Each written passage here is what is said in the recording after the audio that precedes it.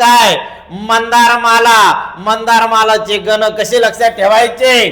त त त त त त त आणि शेवटी काय ग.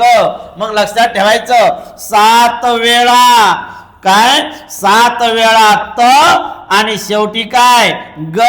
7 वेळा त आणि शेवटी ग लक्षात ठेवा. त्याला म्हणायचं मंदारमाला. आणि मग संख्या किती आहे? अक्षर संख्या लक्षात घ्या 7 त्रिक 21, कारण एकातचे 3 अक्षर पकडावे लागतात. म्हणजे 7 त्रिक 21 आणि शेवटचं ग म्हणजे अक्षर संख्या किती आहे? 22 अक्षर संख्या आहे. मग येती कोणकोणत्या अक्षरावर?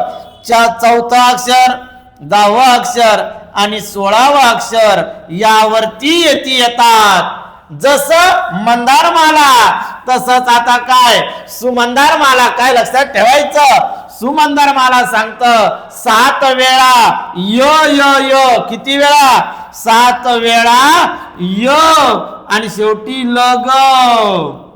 मग 7 त्रिक 21 आणि हे 2 किती झाले? मग अक्षर संख्या आहे 23. आणि येती कोणत्या अक्षरावर? 5वं, पुढे 11वं आणि त्याच्या पुढे 17व्या अक्षरावर येतात.